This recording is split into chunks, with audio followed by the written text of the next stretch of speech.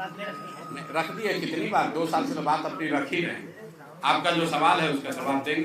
पहला तो ये कि अभी आपका ये सफर है, किस सोच के साथ शुरू किया है, इस पर जवाब देते हैं। नहीं, ये जो सफर है ये दल बनने के बाद, जैसे मुजफ्फरपुर में करीब करीब 1.5 बरस के बाद आ रहा है। दल बनने के बाद हम लोग यहाँ पर व्यवस्थित तरीके से वापस आकर उन साथियों से मुलाकात नहीं कर सके हैं, मिल नहीं सके हैं, और ज़्यादातर समय यहीं से साथी जाते हैं पटना में, बैठकों में, कार्यक्रमों में हिस्सा लेते हैं।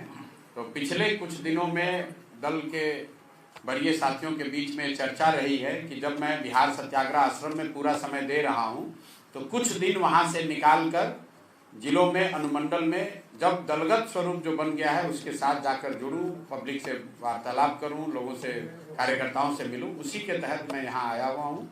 प्रयास है कि हर जिले में 2 या 3 बार जाएं, कम से कम 1 बार हर अनुमंडल में जरूर जाएं अगले 1-1.5 महीनों में। तो मैंने पश्चिम चंपारण से शुरू किया, लौरिया में, पूर्वी चंपारण में हम लोग कल्याणपुर में थे, उसके बाद छपरा मढ़ौरा में मैं कल था, और आज मुजफ्फरपुर में है, कल दरभंगा में रहेंगे। ये चुनावी दौर जो चल रही है इसमें आप ये बतावें कि आप अकेले लड़ेंगे या कोई गठबंधन होगा, क्योंकि हालात जो है वो गठबंधन का दौर है। नहीं, गठबंधन का दौर तो आपके दिमाग में है ना। हम लोग तो जब से चल रहे हैं तब से यही कह रहे हैं कि 243 मतलब 243 जनसुराज 243 सीट लड़ेगा।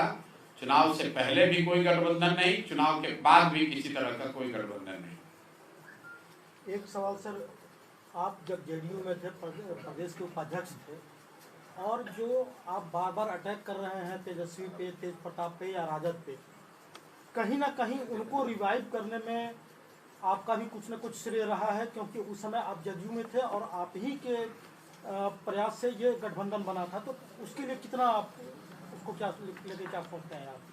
भाई, हर समय कालखंड की अलग परिस्थिति थी। 2014-15 में मैंने नीतीश कुमार की मदद की थी, और उस गठबंधन में लालू जी की पार्टी भी उस समय थी। तेजस्वी और तेज प्रताप तो उस समय नहीं थे, लालू जी थे।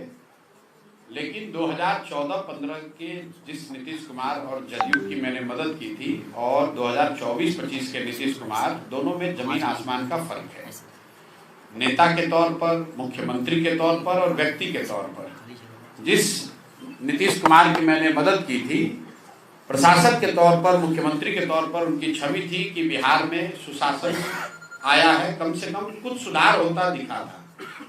नीतीश जी की छवि ये थी कि अच्छी सरकार चल रही है जिसमें भ्रष्टाचार पर कुछ अंकुश लगा है, कुछ विकास शुरू हुआ है, और हमको बिहार की राजनीति से कोई बहुत लेना देना नहीं था। हम लोग तो यही चाहते हैं कि बिहार में तरक्की हो। नीतीश जी उस समय उन्होंने अपना पद छोड़ दिया था। नीतीश जी चुनाव नहीं हारे थे, नीतीश जी के दल को लोकसभा में झटका लगा था। नीतीश जी की पार्टी सिर्फ 2 लोकसभा जीती थी। उन्होंने पद से इस्तीफा देकर मांझी जी को मुख्यमंत्री बना दिया था। नीतीश बाबू नवंबर 2014 में हमसे मिलने दिल्ली आए। उनको किसी ने कहा था कि नरेंद्र मोदी का जो अभियान चला है ये करने वाला लड़का बिहार का है। जब नीतीश बाबू हमसे मिले तो मैंने उनसे यही आग्रह किया, एक तरह से सवाल भी किया कि आप बिहार के मुख्यमंत्री थे, जनता ने तो लोकसभा में जदयू को हराया है, आप मुख्यमंत्री पद क्यों छोड़ दिए? तो उनका ये जवाब था कि हमने इतना काम किया, इसके बावजूद जनता ने वोट नहीं दिया, तो मेरा पद पे रहना नहीं बनता है। मेरा सुझाव ये था कि आप वापस मुख्यमंत्री पद पर रहिए, और चुनाव लड़ने की जो बात है उसमें जो मदद हो सकती है वो हम लोग करेंगे। मेरे सुझाव पर नीतीश जी अपने ही बनाए हुए मुख्यमंत्री मांझी जी को उन्होंने हटाया भी, वापस मुख्यमंत्री भी बने। उनका प्रेस कॉन्फ्रेंस जाकर देख लीजिएगा। बिहार की जनता से उन्होंने माफी भी मांगी, क्योंकि लोकतंत्र में आपको ये अधिकार नहीं है कि आपको मुख्यमंत्री जनता ने बनाया, आप हटा के किसी दूसरे को बना दीजिए। लोकतंत्र में आपका अधिकार नहीं है। तो इस बात के लिए नीतीश कुमार ने माफी भी मांगी, वापस मुख्यमंत्री बने। जब वो मुख्यमंत्री बन गए तो मैंने उनकी मदद की, और उस मदद की वजह से या कुछ उसमें मेरा भी योगदान रहा होगा, वो लोग जीत कर भी आए, उसमें कोई दिक्कत नहीं है। लेकिन आज जो नीतीश कुमार की सरकार है उसको करीब करीब लोग लालू जी के जंगल राज से भी बदतर मान रहे हैं। लोग बता रहे हैं कि लालू जी के टाइम में अपराधियों का जंगल राज था, अब आज जो नीतीश कुमार है ये अधिकारियों का जंगल राज है। दूसरी बात, नेता के तौर पर जिस नीतीश कुमार की मैंने 14-15 मदद की थी, वो नीतीश कुमार थे जिन्होंने गैसल पश्चिम बंगाल में एक रेल दुर्घटना हुई थी। नीतीश बाबू तब रेल मंत्री थे। इन्होंने अपने पद से इस्तीफा दिया, वाजपेयी साहब ने इनका इस्तीफा मंजूर नहीं किया। तो नीतीश बाबू का पब्लिक स्टेटमेंट है, जाकर देख लीजिए। इन्होंने कहा कि मेरे पद पर रहते हुए अगर 200 से ज्यादा लोगों की मृत्यु हो गई तो मैं कैसे पद पर रहूंगा। आज वही नीतीश कुमार, कोविड में हजारों लोग उनकी दुखद मृत्यु हो गई और नीतीश कुमार घर से बाहर नहीं निकले। अंतिम जो राजनीतिक मोरालिटी की बात है, 14-15 में नीतीश कुमार चुनाव हारे नहीं थे, लेकिन फिर भी राजनीतिक मोरालिटी के आधार पर पद छोड़ दिया था। आज नीतीश कुमार 2020 में चुनाव हार गए हैं।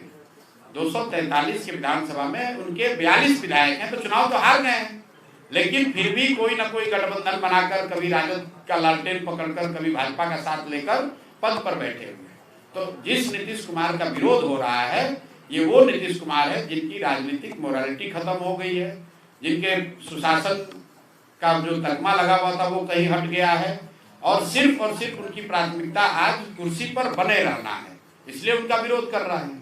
एक अंतिम बात समझ लीजिए कि लोकतंत्र में, 1 मिनट खाली समझ लीजिए इस बात को। आप लोग ये जो सवाल करते हैं कि पहले मदद किए थे, भाई लोकतंत्र में सपोर्ट, समर्थन, वोट 5 वर्ष के लिए है। चुनाव तो 5 वर्ष पर होता है ना, तो आपने एक बार जिसको वोट दे दिया फिर जीवन भर उसी को वोट देते रहिएगा। लोकतंत्र में ये कहा गया है कि आपका जिस नेता पर, विचार पर, दल पर भरोसा है उसके साथ खड़े होइए, उसको वोट दीजिए। लेकिन अगर वो दल, वो नेता आपके आशा के अनुरूप काम न करे तो नागरिक होने के नाते आपकी ये जवाबदेही है कि जिस मजबूती से आपने उनकी मदद की है उसी मजबूती से उनका विरोध भी कीजिए, वरना तो लोकतंत्र ही खत्म हो जाएगा। एक बार आपने नीतीश को वोट दे दिया, मोदी को वोट दे दिया, आप जीवन भर उसी को वोट देते रहिए।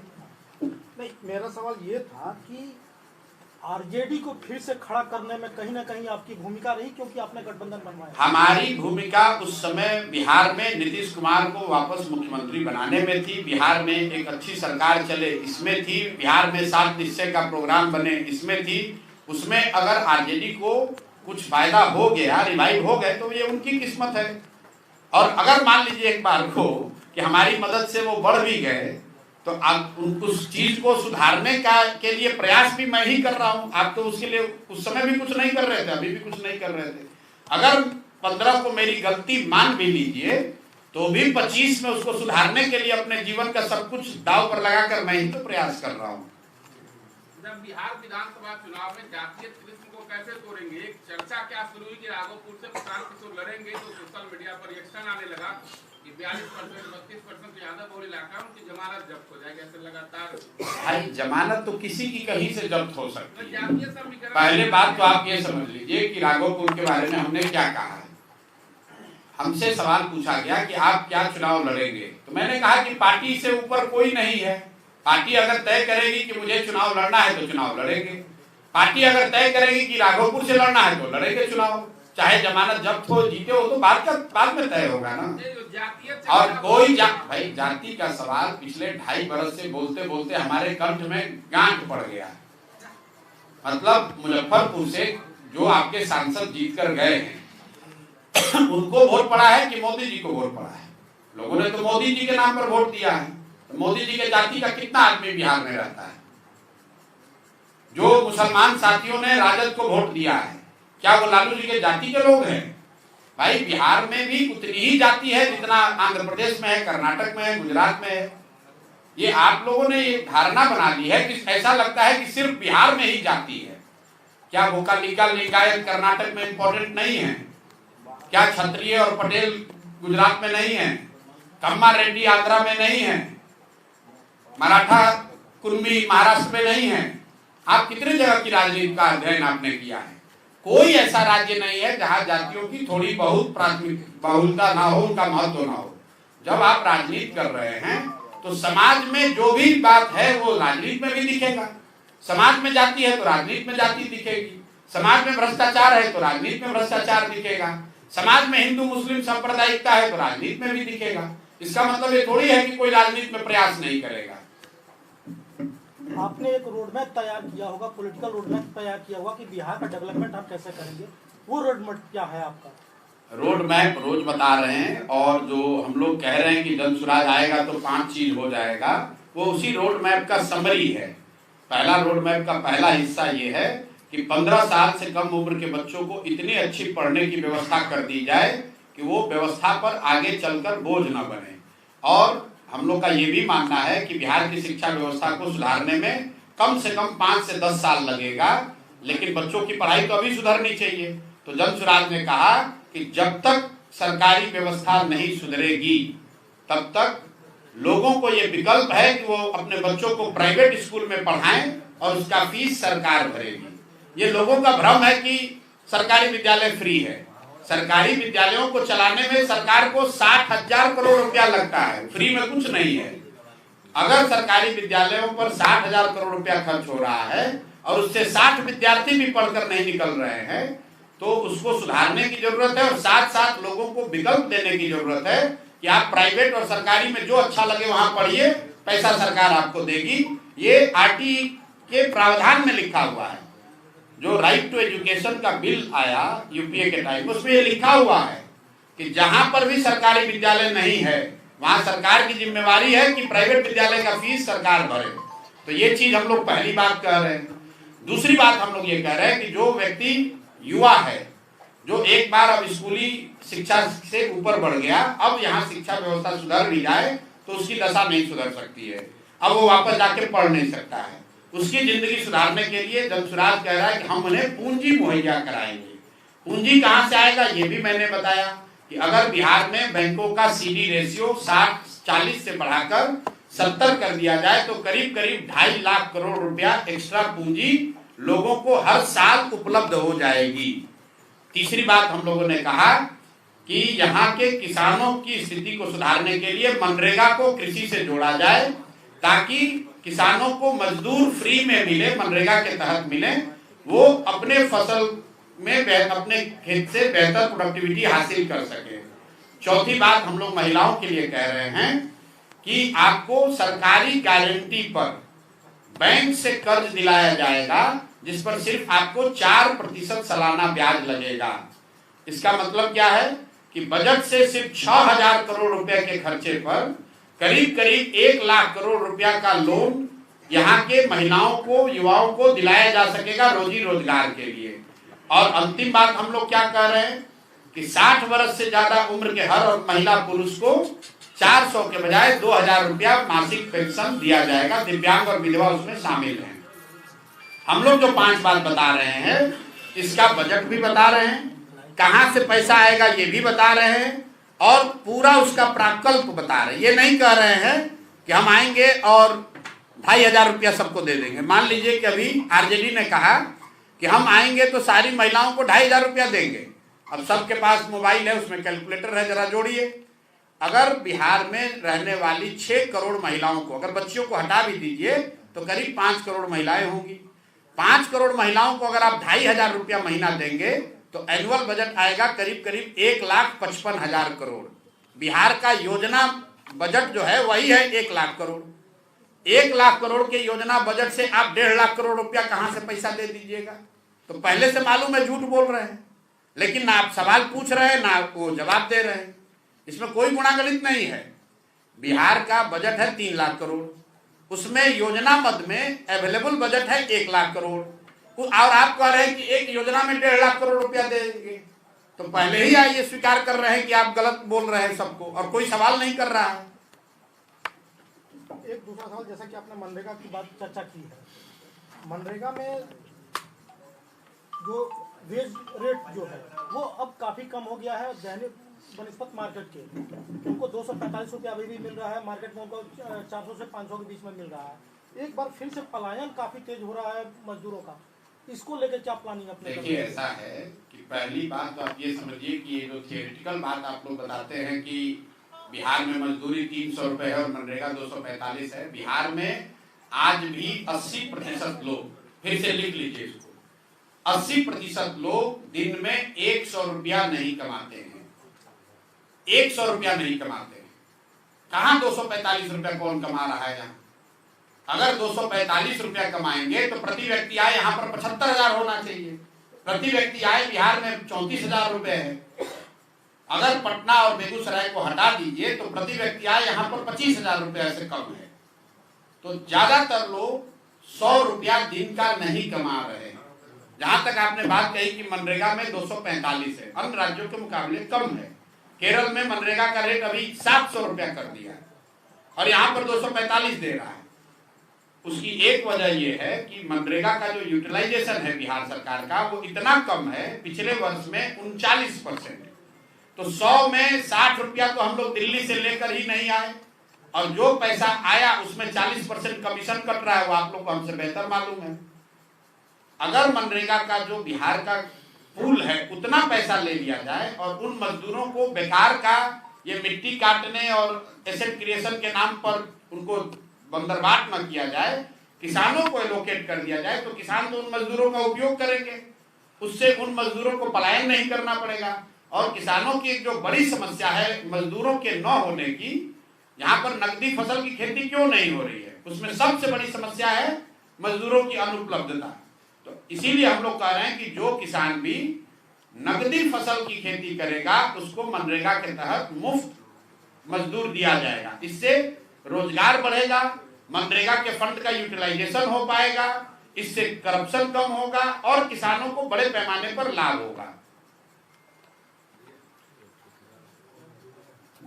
हो गया भैया? जनसुराज जो ज्वाइन कर रहे हैं, सब टिकट के लिए ज्वाइन कर रहे हैं, तो उसको किस प्रकार टिकट देने का आधार क्या रहेगा? भाई कोई भी जो राजनीतिक दल में ज्वाइन करता है, जो भी राजनीति करता है, राजनीति करने वाले हर कार्यकर्ता की, एक्टिविस्ट की ये इच्छा होती है कि जीवन में वो भी चुनाव कभी ना कभी लड़े। और जनसुराज में भी जो लोग जुड़ रहे हैं, अगर वो चुनाव लड़ना चाहते हैं तो ये कोई गुनाह तो है नहीं। जनसुराज विधायक तो लड़ाएगा ही, हम लोग तो कह रहे हैं कि हम लोग मुखिया भी लड़ाएंगे, हम लोग प्रमुख भी लड़ाएंगे, समिति पंचायत में भी लड़ाएंगे, वार्ड सदस्य भी लड़ाएंगे। तो कम से कम 1.5 लाख लोग अगले 2 साल में, 25 में विधानसभा और 26 में पंचायती राज, मिलाकर 1.5 लाख लोग तो चुनाव लड़ ही सकते हैं। इसमें क्या दिक्कत है?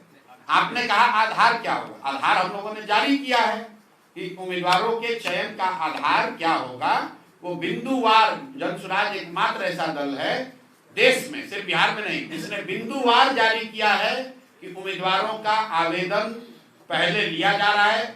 अब जो अभी प्रक्रिया चल रही है, 12,000 से ज्यादा लोगों ने आवेदन दिया है पैसा देकर, और उनका मूल्यांकन किस आधार पर किया जा रहा है वो भी बिंदुवार आपको डॉक्यूमेंट जारी किया गया है। हर आदमी जिसने आवेदन दिया है उसको बताया भी जा रहा है कि भाई इन 10 बिंदुओं पर तुम्हारा मूल्यांकन किया जाएगा। अब वो मूल्यांकन जब पूरा होगा तो जून जुलाई में मूल्यांकन का रिजल्ट आपको दिखेगा।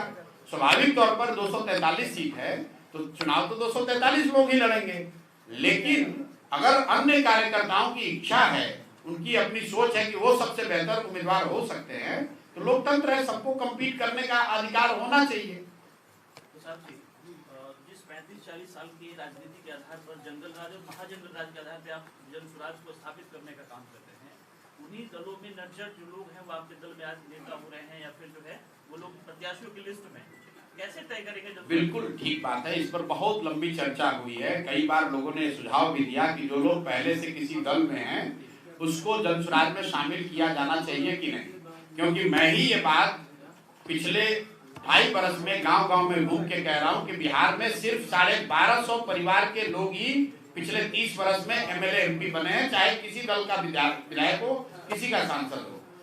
लेकिन ये जरूरी नहीं है कि हर वो व्यक्ति जो राजनीति में रहा है वो गलत व्यक्ति हो। संभव है कि जैसे मतदाता के तौर पर आप कहते हैं कि हम गलत वोट इसलिए दे रहे थे कि हमारे पास विकल्प नहीं था, उसी तरह जो नेता है उसके पास भी विकल्प नहीं था, इसलिए किसी न किसी दल में था। महत्वपूर्ण बात यह है कि अब जब वो दल में आया है तो उसके चरित्र पर अगर कोई दाग हो, अगर वो गुंडा माफिया हो, बदमाश हो, तब आप बताइए कि दूसरे दलों के गलत लोग हमारे पास आ रहे हैं। अगर दूसरे दलों के अच्छे लोग आ रहे हैं जनसुराज में तब तो वो अच्छी बात है। और अंतिम बात समझ लीजिए, इस बात की हम लोगों ने घोषणा भी की है कि 243 लोग जो चुनाव लड़ेंगे उसमें ज्यादातर लोग नए लोग ही लड़ेंगे, लेकिन ये संभव है कि 25, 30, 40% लोग ऐसे भी हों जो पहले से चुनाव लड़ रहे हो या राजनीतिक तौर पर सक्रिय रहे हो। अब बिहार में कोई राजनीतिक व्यवस्था अगर आप बनाएंगे तो उसमें शामिल होने वाले लोग तमिलनाडु और मंगल ग्रह से तो आएगा नहीं, इसी समाज से निकल कर आएगा। हम लोग की कोशिश है कि इस समाज में जिसकी भी रिलेटिवली अच्छी छवि है। देखिए, कोई दावा नहीं कर सकता है कि हमारे साथ जो बैठा है हर आदमी दूध का धुला है। आप हम पर भी इल्जाम लगा सकते हैं, सब पर इल्जाम लगा सकते हैं, लेकिन मोटे तौर पर आपको जनसुराज में कोई मर्डरर, कोई बालू माफिया, शराब माफिया, गुंडा, बदमाश, रेपिस्ट वो नहीं दिखेगा। रोक किसी पर नहीं है, लेकिन अगर वो आ भी गया कहीं गलती से तो उसको इस व्यवस्था में कोई बड़ी जिम्मेवारी नहीं मिलेगी, ऐसा आप यकीन रखिए। अंतिम बात समझिए, आज की जो व्यवस्था है उसमें कोई सज्जन ईमानदार व्यक्ति भी रहता है और आप लोग पूछते हैं भाई तुम तो ईमानदार हो, तुम काहे चोरी कर रहे हो, तो कहता है भैया व्यवस्था ऐसा है, इतना आदमी इसमें चोर है कि बिना चोरी किए उपाय नहीं है। तो जनसुराज जो व्यवस्था बना रहा है उसमें इतने अच्छे लोग जरूर रहेंगे कि अगर कुछ गलत आ भी जाए तो कुछ ज्यादा नहीं कर पाएगा। सारे सवाल ये है, जो बात आप कर रहे थे उनका क्या, उन परिवारों से कोई प्रत्याशी बनाएंगे आप इसमें? बहुत कम, बहुत कम। जो 1250 परिवार के लोग यहाँ पर चुनाव लड़ते रहे हैं, जीतते रहे हैं, उनमें से बहुत कम ऐसे परिवार के लोग हैं जो जनसुराज के उम्मीदवार बनेंगे, इतना मैं कह सकता हूँ। आपने जरूर एमएलसी चुनाव में जिस प्रत्याशी को आपने समर्थन दिया जी, परिवार के लोग तो एमएलसी जीते रहे हैं। ठीक है, तो मान लीजिए कि टोटल 6 चुनाव हम लोग लड़े। एक अफाक अहमद लड़े, वो किसी पारिवारिक पृष्ठभूमि के उनका नहीं है राजनीतिक। उसके बाद जो 4 उपचुनाव में प्रत्याशी बने उसमें कोई इस तरह के पृष्ठभूमि का नहीं था, 6 में 1। तो मैंने कहा 0 नहीं हो सकता है, लेकिन उनकी संख्या, उसका प्रोपोर्शन बहुत कम होगा।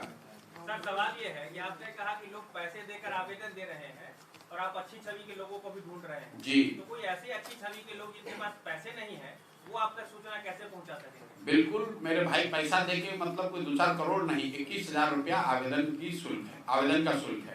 और ये भी बताया गया कि जिसके पास 21,000 रुपया भी नहीं है वो अपने यहाँ से हर पंचायत से 100 आदमी का नाम, 100 आदमी उसके समर्थन में लिख के दे दे कि आदमी इतने गरीब हैं कि इनको 21,000 रुपया भी हम लोग नहीं इकट्ठा कर सकते हैं, तो उनको फ्री में लड़ाया जाएगा। जनसुराज में टिकट का आधार तो पैसा है नहीं। मतलब आप लोग जब अगली बार पत्रकार वार्ता करें तो तेजस्वी यादव से, नीतीश कुमार से भी ये पूछिए कि आपके उम्मीदवारों का चयन का आधार क्या है। ये चर्चा बिहार में हो रही है, यही जनसुराज की सबसे बड़ा जनसुराज का योगदान है। ये चर्चा तो चल रही कि आप उम्मीदवार कैसे चुनेंगे। हमको तो नहीं लगता है कि यहाँ किसी की हिम्मत है या आपके पास अपॉर्चुनिटी है कि आप जाकर पूछ सकें कि नीतीश जी या मोदी जी आप किस आधार पर अपना उम्मीदवार चुनेंगे। इसके लिए सर आप धन्यवाद के नहीं, धन्यवाद के पात्र नहीं है। हमने सवाल भी पूछ दिया नहीं, ठीक बात, धन्यवाद के पात्र नहीं। मैं आपको कह रहा हूँ, जैसे लोग पूछते हैं कि जनसुराज में पैसा कहाँ से आता है, हम लोग उसका जवाब भी देते हैं। ये अच्छी बात है, आपको पूछना चाहिए। साथ में आपको लालू यादव और तेजस्वी यादव से भी पूछना चाहिए कि भाई तुम्हारे दल में पैसा कहाँ से आ रहा है, नीतीश के लोग पैसा कहाँ से ला रहे हैं। ये सवाल आप लोग पूछिए, तो उससे लोकतंत्र में खाली प्रशांत किशोर ही दल ही नहीं है ना, पत्रकार